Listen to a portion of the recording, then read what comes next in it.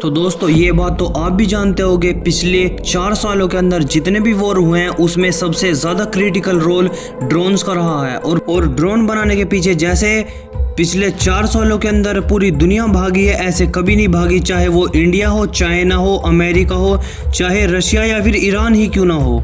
हर एक देश अपने अपने स्तर पे अपनी अपनी कैपेबिलिटी के अकॉर्डिंग ड्रोन बनाने पे लगा हुआ है आज के टाइम पे।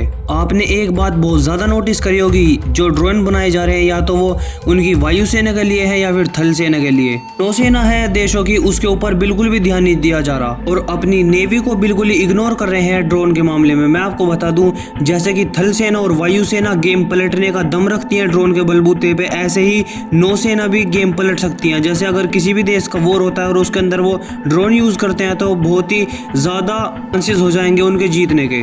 इसका सबसे बड़ा एग्जांपल है यूक्रेन। जैसे यूक्रेन की वायुसेना और थल सेना रशिया जैसे महाशक्ति को 2.5 से भी ज्यादा साल के लिए एक वॉर के अंदर उलझा के रख रही है। वहीं जो यूक्रेन की नौसेना है वो भी बहुत ज़्यादा नुकसान पहुंचा रही है रशिया की नौसेना को। और मैं आपको एक फैक्ट भी बता दूं, जो यूक्रेन बहुत ही चीप क्वालिटी के ड्रोन यूज़ करता है, उनसे रशिया के जितने भी जो डिस्ट्रॉयर हैं वो डिस्ट्रॉय करके दिखा दिए हैं। और ये सुपर पावर बनने के लिए बहुत ही ज़्यादा इम्पोर्टेंट है कि उन सभी देशों के पास नौसेना के अंदर भी ड्रोन होने चाहिए, क्योंकि जो जितने भी ड्रोन आते हैं वो बहुत ही ज़्यादा सस्ते होते हैं, पर लेकिन डिस्ट्रॉयर बनाने के लिए रशिया ने बहुत मोटा खर्चा करा होगा, जिससे कि यूक्रेन ने बस कुछ ही पैसों के अंदर जो खरीदे हुए उनके ड्रोन थे उससे डिस्ट्रॉय कर दिया। ये जो रशिया के डिस्ट्रॉयर थे ये कोई छोटे मोटे या फिर ऐसे ही डिस्ट्रॉयर नहीं थे, ये बल्कि हाइपरसोनिक और क्रूज मिसाइल जैसी एक बड़ी बड़ी मिसाइल रखते थे अपने पास। कि डिस्ट्रॉयर एक देश के ऊपर बहुत ही ज़्यादा कहर बरपा कर सकता था। उसी डिस्ट्रॉयर को यूक्रेन की सेना ने बहुत ही चीप क्वालिटी और बहुत ही सस्ते ड्रोनों से एक मार दिखाया। रशिया को भी इसी बात से बहुत ज़्यादा दुख लग रहा है और बहुत ही ज़्यादा डर है यूक्रेन से, क्योंकि अगर यूक्रेन अपनी आर्मी और एयरफोर्स से अगर ड्रोन का यूज़ करता है रशिया के ऊपर, तो फिर उनका अगर एक भी टैंक या फिर छोटे मोटे हथियार अगर डिस्ट्रॉय हो जाते हैं तो कोई बात नहीं, क्योंकि वो तो 100-200 करोड़ के आते हैं। पर लेकिन अगर ये डिस्ट्रॉयर तबाह होते हैं तो बहुत ही बड़ा फाइनेंशियल लॉस होता है रशिया को। 4 से लेके 5,000 करोड़ तक भी ये डिस्ट्रॉयर होते हैं। इसके ऊपर उस शिप के अंदर बहुत सारी क्रूज मिसाइल भी होती है और कुछ हाइपरसोनिक मिसाइल भी होती है जिनकी कीमत बहुत ही ज्यादा होती है। अगर आपका एक भी शिप डूबता है तो बहुत ही ज्यादा बड़ा फाइनेंशियल लॉस होगा आपको। इसीलिए भारत भी कुछ सालों से अपनी नौसेना के लिए ड्रोन ढूंढ रहा था, क्योंकि अगर भारत को काउंटर करना है चाइना को तो भारत को ड्रोन यूज ही करना होगा। क्योंकि एक संख्या बल के हिसाब से देखें तो चाइना के पास बहुत ही ज्यादा शिप है और इनकी इतने ज्यादा घटे हुए क्वालिटी के शिप है कि इंडिया अब ये नहीं चाहता कि इनके ऊपर करोड़ों की मिसाइल मार के इनके ऊपर और अपनी मिसाइल का ही वेस्ट करे। इंडिया चाहता है कि हम भी चीप क्वालिटी के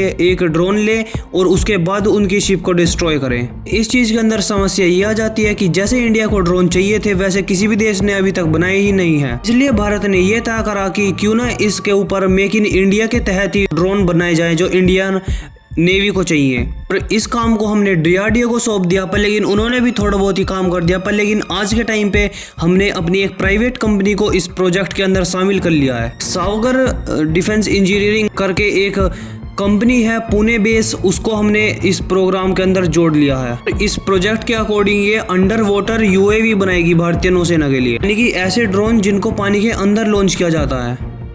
इन ड्रोन का रोल बहुत ज़्यादा क्रिटिकल होने वाला है एक वॉर की सिचुएशन के अंदर, क्योंकि ये हमारी पूरी नौसेना को गाइडेंस देंगे कि इस एरिया के अंदर क्या चल रहा है और कैसे हमें एक्शन लेना चाहिए दुश्मन देश के अगेंस्ट में। इस ड्रोन के अंदर कुछ अपडेट करके हम इसको एक घातक ड्रोन भी बना सकते हैं, ताकि हम दुश्मन देश के जितने भी शिप और ये सब डिस्ट्रॉयर वगैरह होते हैं इनके ऊपर अटैक कर सकें। तो ये भी जा रहा है कि कुछ टाइम बाद इस ड्रोन के और भी वेरिएंट बनाए जाएंगे जो कि अलग अलग काम के लिए बनाए जाएंगे। ऐसे कि जो दुश्मन के ड्रोन होते हैं यानी कि UAV ड्रोन जो हमारे ऊपर एक नज़र रख रहे हैं उनको डिस्ट्रॉय करने का काम करेंगे। जितने भी अंडर वाटर माइंस होती हैं उनको डिस्ट्रॉय करने का काम करेंगे और जितने भी सबमरीन होते हैं उनकी लोकेशन पता करने में मदद करेंगे। और देखा जाए तो ये न्यूज़ इंडियन नेवी के लिए बहुत ही ज़्यादा अच्छी है। आने वाले टाइम के अंदर ये भारतीय नौसेना के लिए बहुत ही ज़्यादा एडवांटेज साबित होगा और बहुत ही ज़्यादा फायदा देगा, क्योंकि आज के टाइम पे इस कैटेगरी के अंदर कोई भी बड़ा देश काम नहीं कर रहा है। इस चीज़ के कारण इंडिया को फर्स्ट मूवर का एडवांटेज भी मिलेगा, जिससे कि हम बाद में इसको एक्सपोर्ट भी कर सकते हैं दूसरे देशों के लिए। तो क्योंकि दूसरे देश के पास तो इस कैटेगरी के अंदर कोई हथियार होगा ही नहीं भारत के अलावा, तो इसलिए इंडिया बम्पर एक्सपोर्ट भी कर सकते हैं इस हथियार का। तो आपका क्या व्यू पॉइंट है इस न्यूज़ के ऊपर, आप कमेंट सेक्शन में ज़रूर बताना।